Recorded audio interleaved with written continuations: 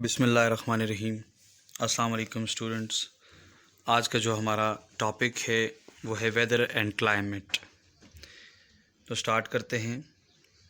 The weather and the climate occurs in the troposphere. जैसा कि previously जो atmosphere की जो लेयर्स थी उनमें मैंने डिस्कस किया था कि जो वेदर और क्लाइमेटिक चेंजेस हैं वो कहाँ पे एग्जिस्ट करती हैं, और एटमॉस्फेयर की कौन सी लेयर में, ट्रोपोस्फेयर में, जो कि अर्थ के साथ अटैच है। ठीक है। The weather is defined as the condition of the Earth's atmosphere at a particular time and place.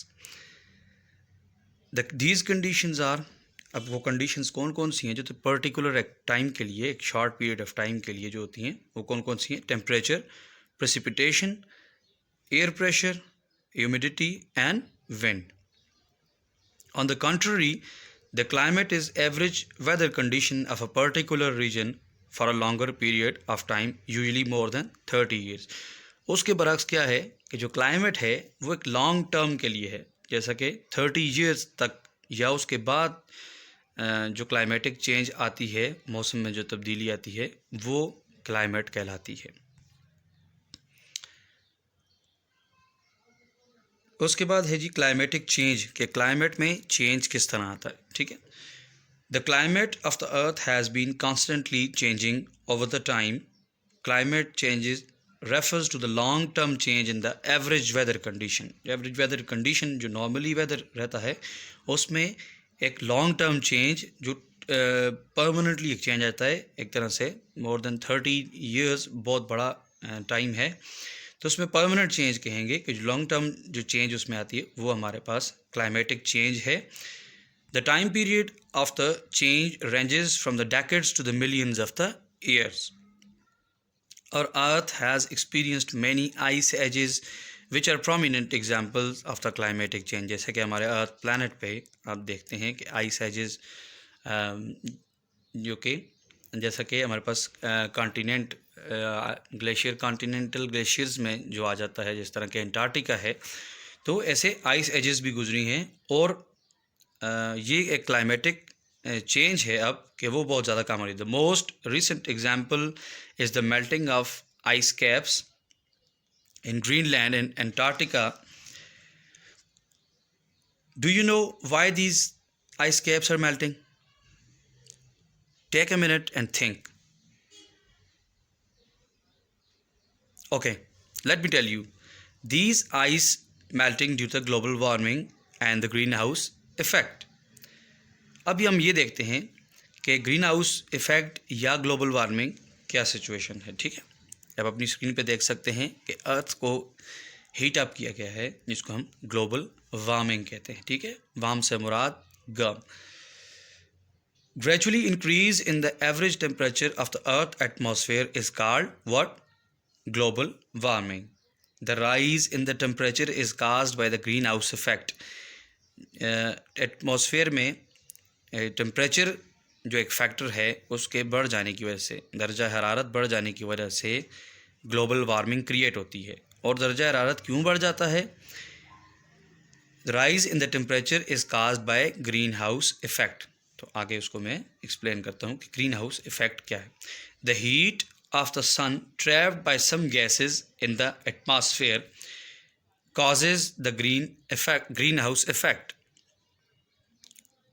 The heat, repeat कर रहा हूँ, the heat of the sun trapped by some gases in the atmosphere causes the greenhouse effect. सन से जो raise आती हैं, ठीक है, वो लाइट रेज तो पास होके अर्थ तक पहुँचती हैं, लेकिन जो हमारी एटमॉस्फेयर में जो गैसेस मौजूद हैं वो गैसेस इनकी हीट को एब्जॉर्ब कर लेते हैं. समटाइम्स जैसा कि आप नॉर्मली इस चीज़ को एक्सपीरियंस करते हैं कि आप देखते हैं धूप तो होती है लेकिन उस तरह से गर्मी बहुत ज़्यादा नहीं होती. तो उसमें ये होता है कि जो इसकी हीट होती है, इन रेज़ की जो हीट होती है, उसको जो गैसेस हैं एटमॉस्फेयर में वो एब्जॉर्ब कर लेती हैं और सिर्फ लाइट जो है वो अर्थ सरफेस तक, हमारे तक पहुँचती है.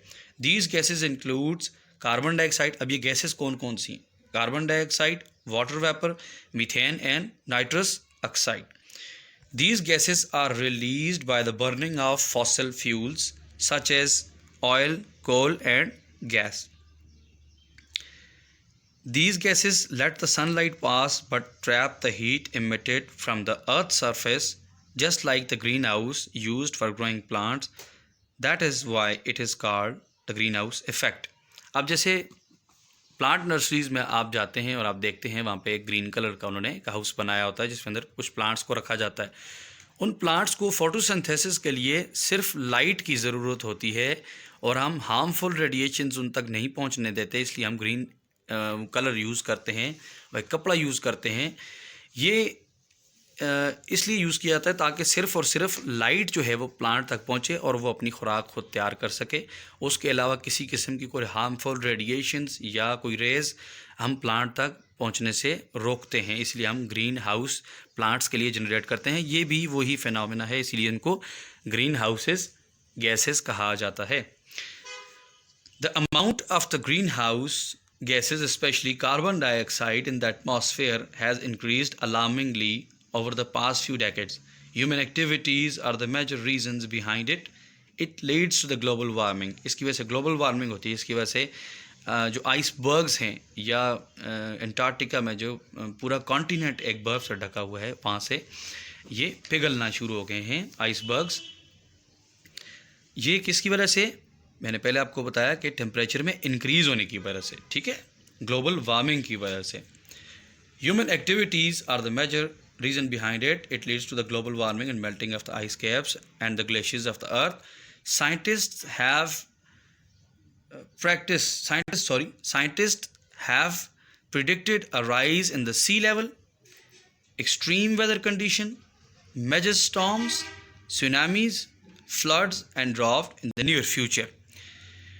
तो एक प्रोसेस है, ग्रीन हाउस इफेक्ट का प्रोसेस भी देख लें। मैंने आपको एक्सप्लेन भी कर दिया कि सनलाइट जो है वो अर्थ तक पहुंच जाती है और जो गैसेस वगैरह हैं, जो हार्मफुल रेडिएशंस हैं, या हमारी जो गैसेस एटमॉस्फेयर में प्रेजेंट होती हैं या वाटर वेपर जो प्रेजेंट हैं, ये उसकी हीट को अब्जॉर्ब कर लेते हैं। गर्मी बढ़ जाती है, जिसकी वजह से साइंटिस्ट्स क्या प्रिडिक्ट कर रहे हैं कि किस किस चीज़ में चेंजेस आ सकती हैं। सबसे पहले तो rise in the sea level, समुंदर का सतह समुंदर बुलंद हो सकती है, चूँकि सन लाइट से आपकी जो जब लाइट वाटर पे पड़ती है तो आप जानते हैं कि जैसे कि वाटर साइकिल होता है, उसमें वाटर वेपर्स ऊपर को उठते हैं, ठीक है। तो अब जब सनलाइट में वो पावर ही नहीं है तो फिर क्या होता है कि वो पानी वेपर्स में नहीं कन्वर्ट होता। जब वेपर्स में कन्वर्ट नहीं होगा तो पानी बढ़ता चला जाएगा, जिससे सी लेवल ऊपर हो सकता है। एक्सट्रीम वेदर कंडीशन, बहुत ज़्यादा गर्मी हो जाती है जिस तरह, जिसको ग्लोबल वार्मिंग हम कहते हैं। उसके अलावा मेजर स्टॉर्म्स आ सकते हैं, उसके अलावा सुनामीज़ आ सकते हैं, फ्लड सैलाब आ सकते हैं, और draft in the near future, उसके अलावा खुश्क साली पड़ सकती है, ठीक है। तो आज का हमारा लेक्चर इतना ही, मिलते हैं इंशाल्लाह फिर नेक्स्ट लेक्चर में। तब तक के लिए अल्लाह हाफ़िज़।